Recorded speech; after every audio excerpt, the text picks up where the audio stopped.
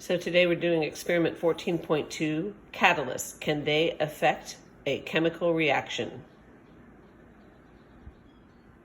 Here are the supplies we're going to need. Our beaker, watch glass, graduated cylinder, dry yeast, and hydrogen peroxide. All right, so we've poured 25 milliliters into our graduated cylinder. We're going to get that in our beaker. And it says that we're supposed to take a minute and look at the hydrogen peroxide because it follows this natural reaction. Just over time, the hydrogen peroxide will turn to water and oxygen. And so you're supposed to look at the hydrogen peroxide and smell it, or just look and see what's happening that you can tell, and then record it in your experiment step 2. So it's clear, nothing's gone on. It seems to be just sitting there. It looks very water-like. So you need to record that in step 2. All right, for step 3, we're supposed to take a 1/4 teaspoon and put it on our watch glass. Here we go. It goes on our watch glass.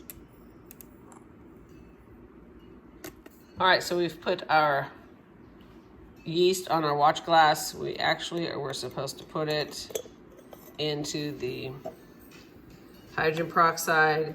We're supposed to watch what happens on step 3. Watch what happens when we put the hydrogen peroxide and the yeast together. Notice how far it is bubbling up. If we had the smaller beaker, it would have bubbled up clear to the top and tried to come over. In fact, it's going to get close to that now. Wow.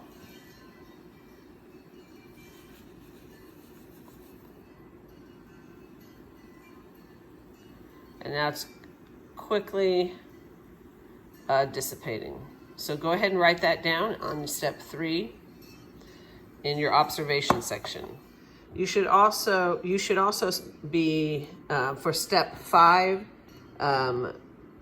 writing down what happened when we swirled the yeast. So as we swirled it, it got higher and higher. So it started bubbling for step 3, and then it got higher and higher for step 5. All right, just for grins, we'll put it in the small one and show you what happens. You're supposed to cover it with the watch glass. Here is it. We just put it in, it's starting to foam, right? So if we swirl it,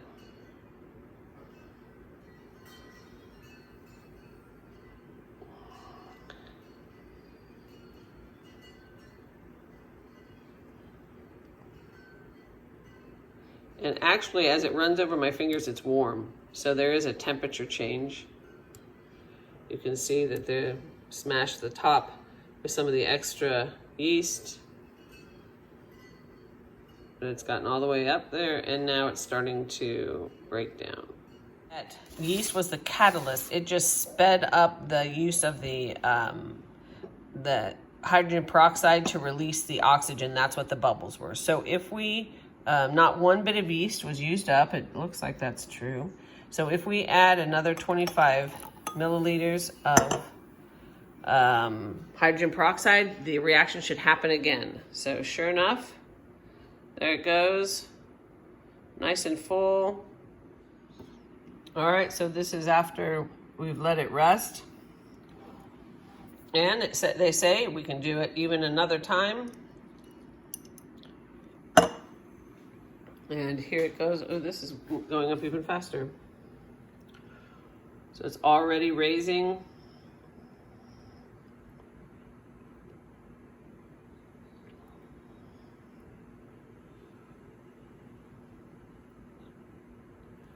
So there's yeast, the same yeast, and it just keeps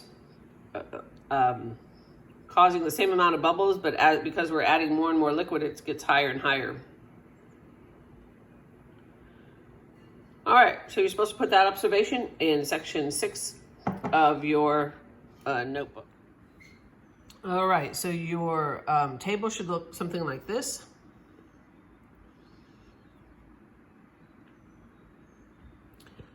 All right, so our hypothesis, which I'm not sure that I agree with how they're using that word in this particular moment, but is that the yeast was a catalyst because it made the reaction happen more quickly, but it wasn't used up. And our conclusion is that catalysts do speed up reactions, but they themselves are not used up in the process. And we have at least one example with this yeast.